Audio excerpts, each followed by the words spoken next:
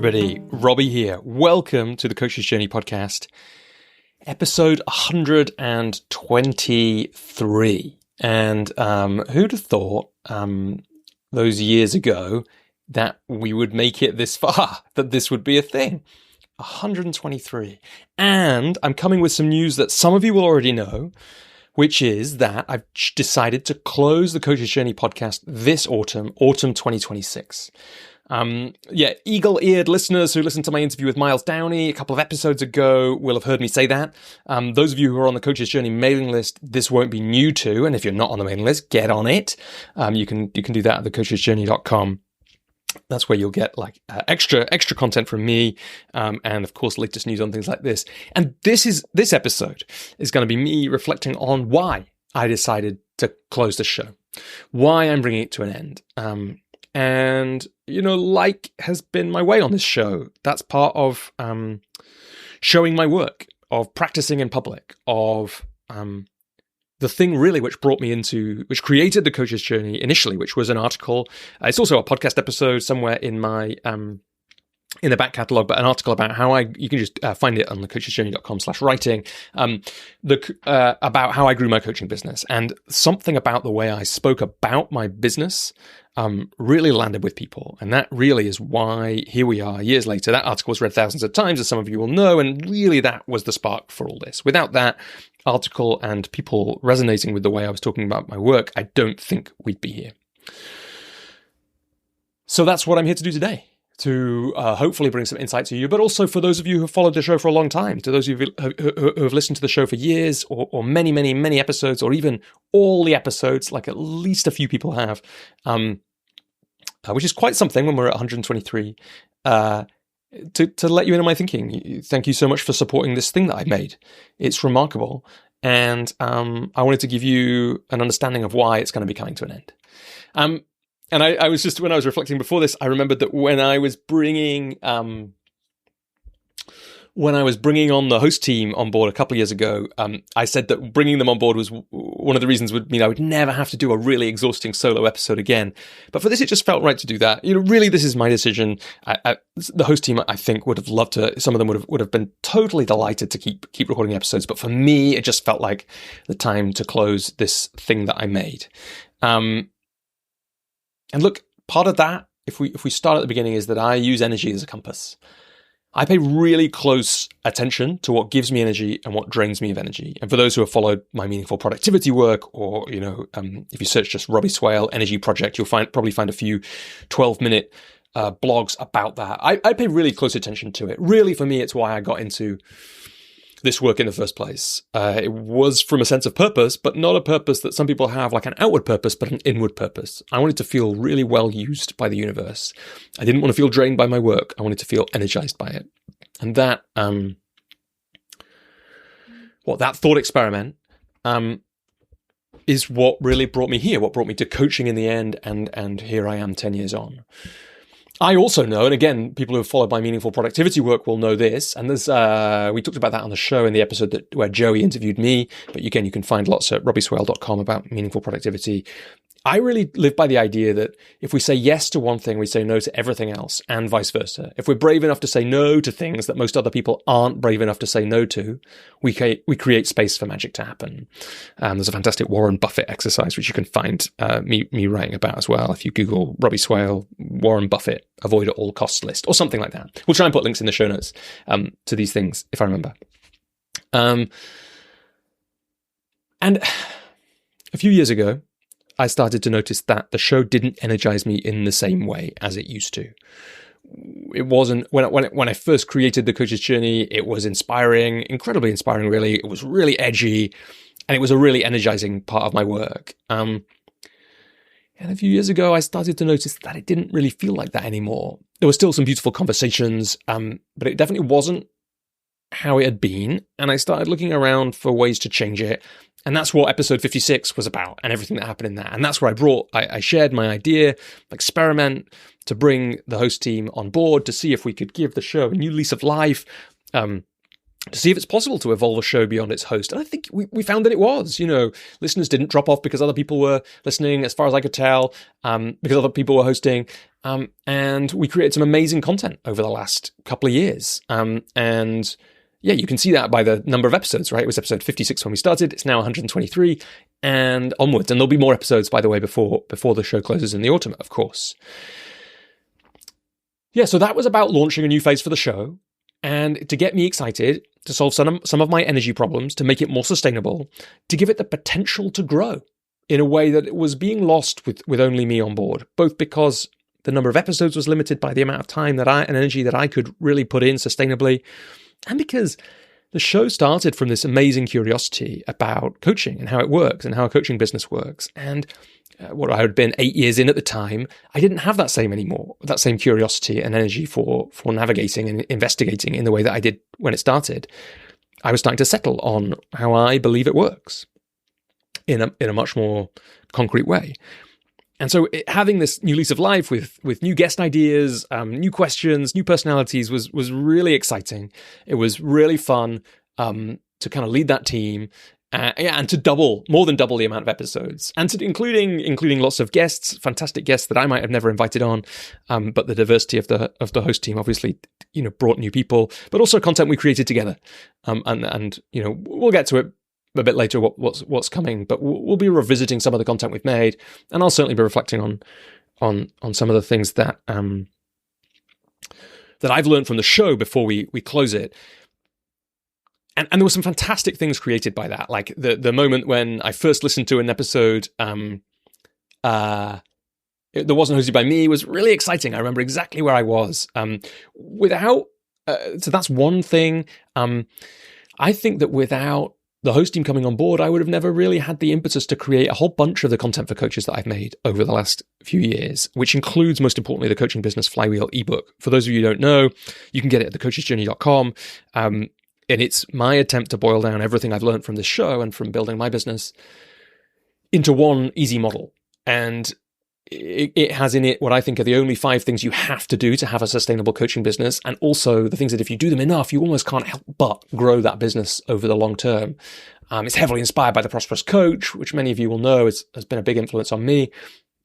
And it's got my flavor to it as well. So definitely check that out if you might be interested. And lots of people have found that really useful and impactful. And I don't think that work and some of the work I did around that model, I've done already around that model, would have existed if the host team hadn't come on board. It definitely gave a great rush of energy. Working on the show was exciting in new ways for me. And yeah, we created some amazing content. And of course, all that content, including doubling the number of episodes, is a good thing for the world. Over that time, we also played with income generation for the show. In some ways, it's always been intended to feed the Coach's Journey community. By the way, more on which shortly. But that had never quite worked to the scale I'd hoped. We played with some sponsorship, and which worked in some ways and has worked in some ways over the years. But again, not quite to the scale that I had hoped. Not quite to the scale that really made the Coach's Journey podcast make business sense. And that's part of it. But underneath it, more and more, I've been asking myself questions about the second decade of my coaching, the second half of my life. That's definitely the phase that I'm in right now. And I kept feeling that for all that I love my work with coaches, something about this might need to be different. I kept getting curious about, like, why is my energy out of whack with this stuff? How do I get it in alignment? And I kept wondering, if I wasn't putting this energy into this, what would I be creating instead? So if I was saying no to the Coach's Journey, what might be here? And we can't live 2 lives, right? We can never know that. But I was getting that question more and more. And so in the end, I came to, I think what we can say is a somewhat difficult decision to close the show in the autumn. And I say somewhat difficult because it took me a long time to get to it. In a way, it had been in the back of my mind since before episode 56, since before the host team came on board. One of the things I thought about then was, am I ready to close it? And the answer was no. But it was only somewhat difficult because, to be honest, once it was made, it just felt right. That's one of the powerful things about practicing saying no to things. Sometimes, once you've said no, it just feels like a huge relief and it feels right. It wasn't really a relief here. I wanted to end the show well. And we're going to do that. But it was this sense that, no, this is the right thing. This is the right thing to close this thing that I've made now. where I got to really was, it doesn't energize me in the same way anymore.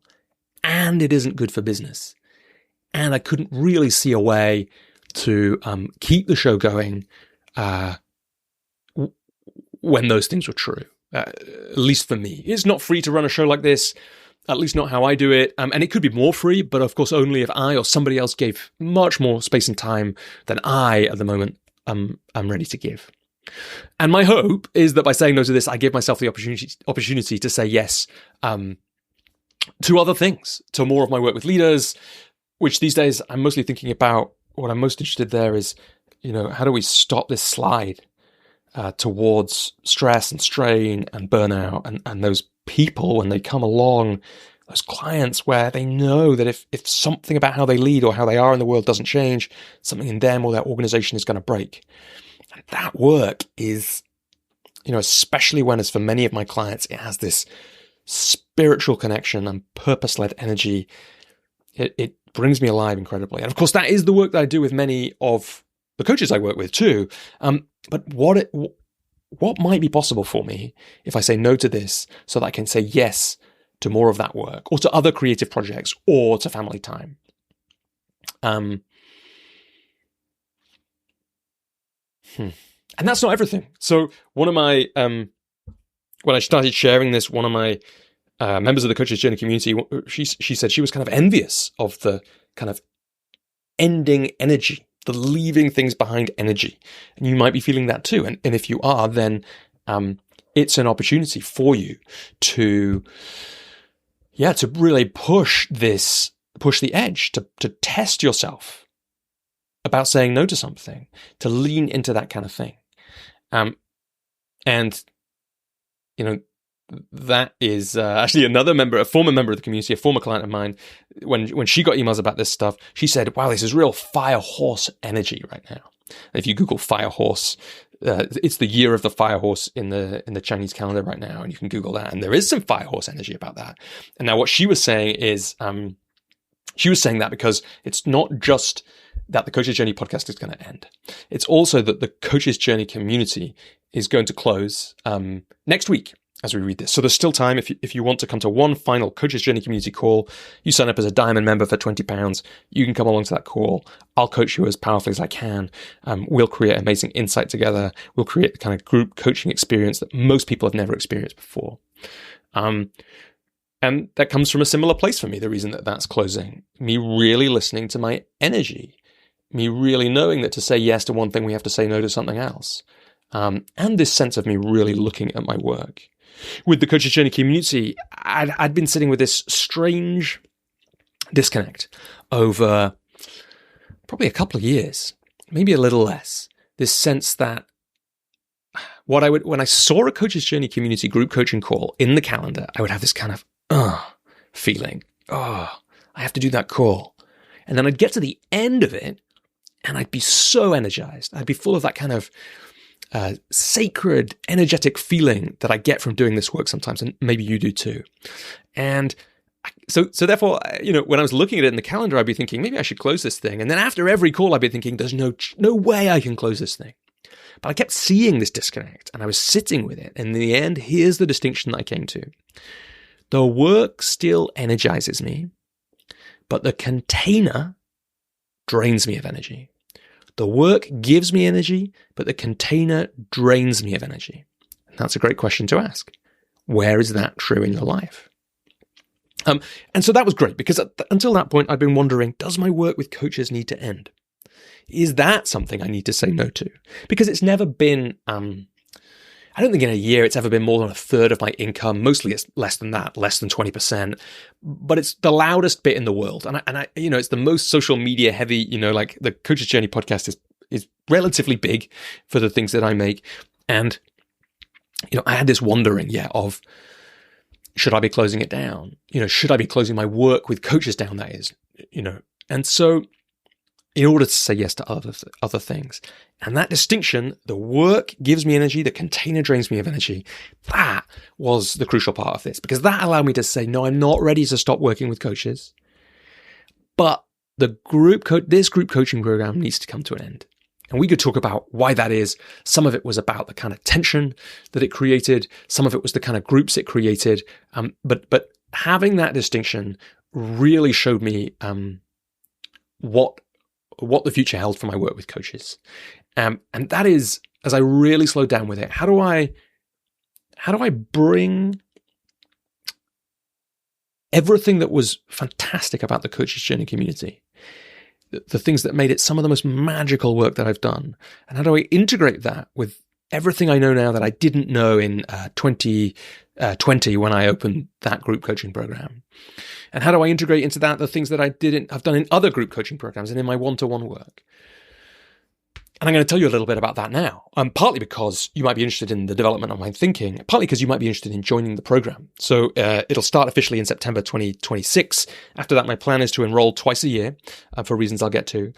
And for those who sign up before the 15th of July, there'll be a bonus call on the 15th of July, which will help people get moving ahead of the official program launch in September. 3 places taken so far. There'll be 3 more. So there are still 3 available as I record this. And I think sometimes when we're designing work, we can do that from 2 angles. We can design the kind of program that will give us energy, and then we need to check that aligns with our beliefs and our purpose in the world. Or we can design from purpose and then think, how do I support this purpose? This one for me was clearly designing from what energized me, trusting that what energizes us is good for the world. And then I needed to slow down and think, why does this matter? Why do I not stop this work? Because that helps me explain the work to people. And what I came to, the reason that the podcast can come to an end, but my work can't, is that the complexity of the world we operate in means that the requirement for masterful coaches will continue to increase in the coming years. I really believe that, despite all the scare stories about AI, despite the challenges that there are in building a coaching business, and it is hard. Despite all that, the demand, the requirement, the need for masterful coaches in the world will continue to increase. But in order for there to be enough coaches ready to fulfill their roles as masterful coaches, we need coaches who are truly excellent at their craft so they can support leaders' growth. We need people who are able to run a business with high-level enrollment skills and impeccable integrity so they can remain working as coaches for the long term. Because as time goes on, people are going to be less and less susceptible to like poor quality enrollment skills, less tolerant of integrity with gaps in it. We need coaches who are deeply connected to their sense of their life's purpose so they can position themselves where they can have the greatest impact. And that, like I said at the start, that's been a part of my journey. Not just what are you good at, not just what do you love, but what is the contribution you want to make to the world?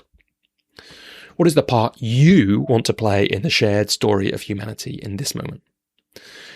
And we also need coaches in order to fulfill those roles that are connected to a community of practitioners so they can have the resilience and support needed to operate as a coach in the current market.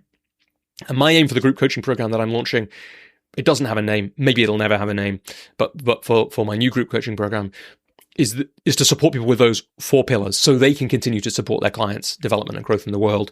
The 4 areas being technical excellence as coaches, high-level and honorable enrollment and business skills, connection to life's purpose, and connection to community. How I'm going to do that is, we're going to do that work together over 12 months. I'm going to ask a 12-month commitment. The initial container is to take the truly magical part of the Coaches Journey community and build on it. Double click on the genius in that program. And there have just been some calls that are absolutely magical over the 5.5 years of that program. That's particularly the magic of the smaller group full members calls, where I can kind of feel the universe moving through me. So we'll have 11 of those calls a year, and we'll have a slightly smaller group than the full membership. My sweet spot is 6, so there are 6 spaces. The Coaches Journey community has been an open access group coaching program. There's an episode you can find about that somewhere in the feed. You can read about it at thecoachesjourney.com/community. It's been open access. People can arrive and leave when they want. That's been a kind of wonderful experiment. But I noticed that the parts of it that feel the most meaningful to me, and I think where the most impact is had, is where a cohort has formed. And that formed organically in the Coach's Journey. But in this program, I'll ask people to commit for 12 months. I'll enroll the program just twice a year. And what that means is when you're in, you know who you're going to be in with for at least 6 months. And then for those 3, for example, founder members who have already signed up, they'll know who they're going to be in with for a year. And that will create some possibility that isn't there otherwise. There'll be some community around it, something asynchronous.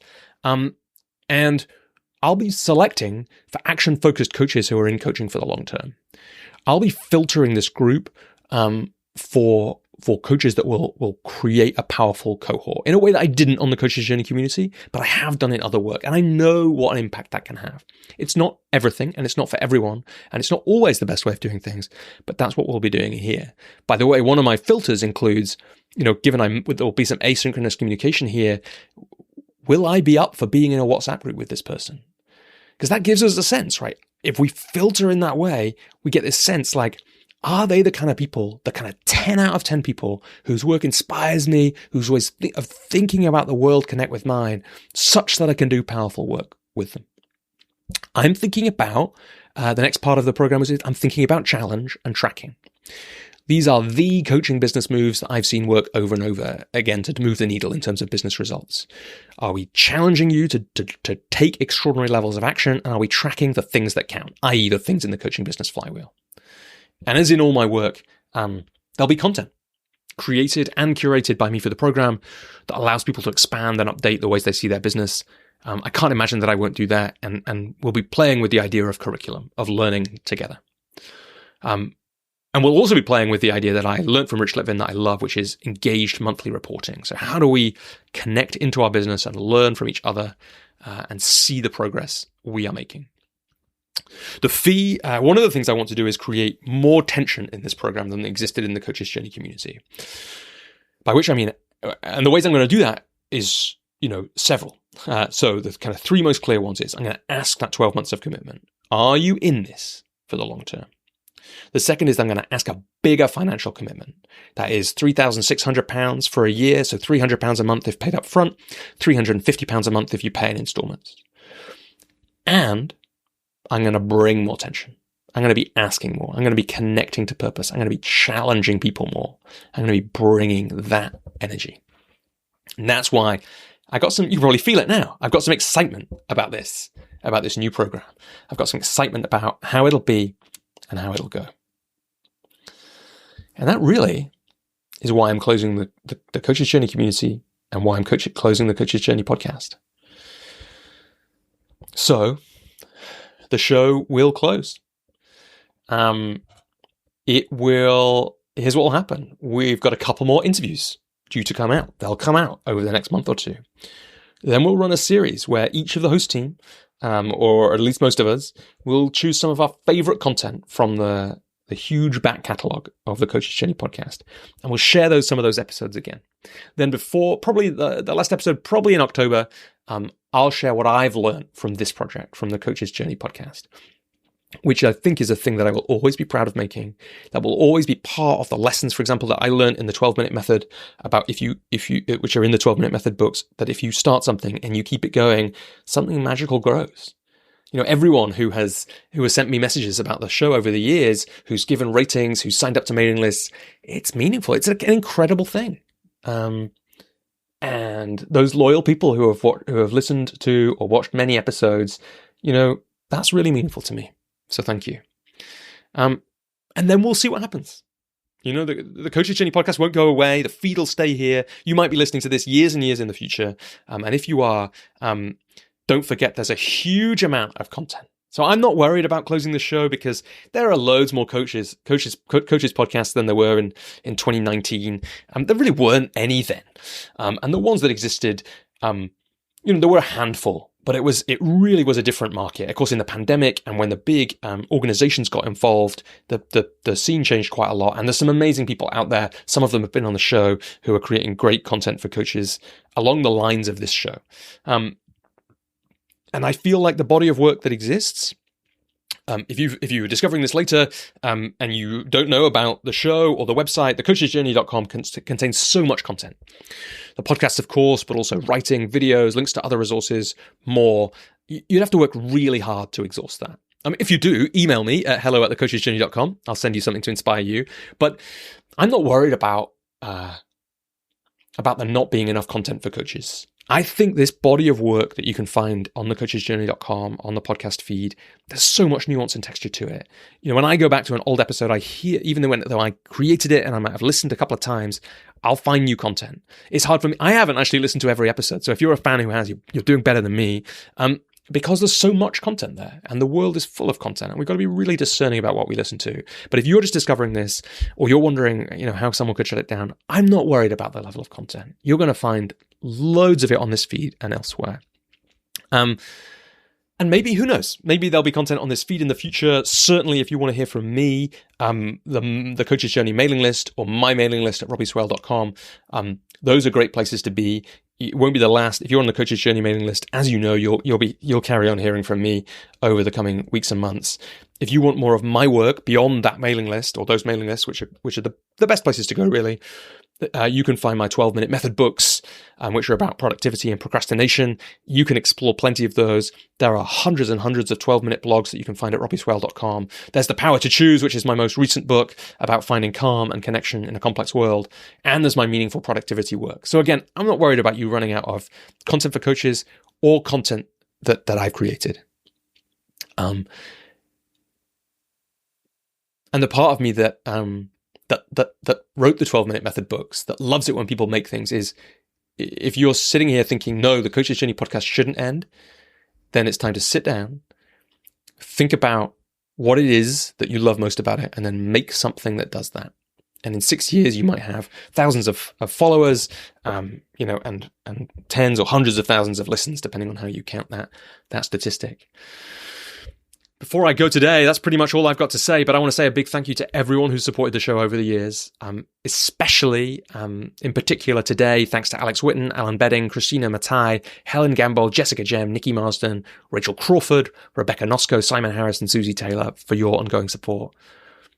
I'll say lots more thank yous when I do a final reflections episode on the Coach's Journey later in the year, but for now, thank you too for listening, and I hope you'll enjoy the Coach's Journey content that's coming your way extra over the next few months, because there won't be too much more to come.